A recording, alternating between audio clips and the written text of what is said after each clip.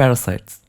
Parasites are the living organisms that take nourishment and shelter from another organism where it lives. Types of parasites.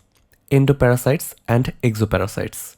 Endoparasites can be further divided into obligate parasites, facultative parasite, accidental parasite, and aberrant parasite. Host. Host is a living organism which harbor and nourish the parasites. Classification of host. Definite host, intermediate host, transport host or carrier, reservoir host, accidental host. Types of biological association between two living organisms. Symbiosis, commensalism, parasitism, opportunism. Symbiosis is where both are so dependent to each other that one cannot live without the help of other. Commensalism is parasite only is deriving benefit without causing injury to its host. Parasitism is where it gets its shelter and nourishment from the host, but the host gets nothing in return rather than some injury. Opportunism is where the organism remains in the body without causing harm, but when the body immunity fails, it causes disease.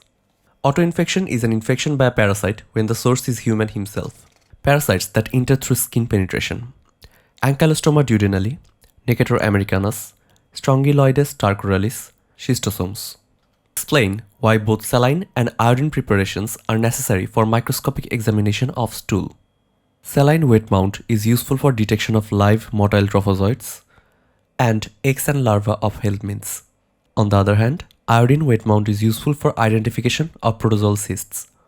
But the downside is trophozoites become non-motile in iodine mounts. Parasites that can be diagnosed by examination of stool. Entamoeba histolytica, Giardia intestinalis, Tinea saginata, Tinea solium, Ascaris lumbricoides. Parasites that can cause anemia. Plasmodium species, Leishmania species, hookworm, Diphalobotrium latum.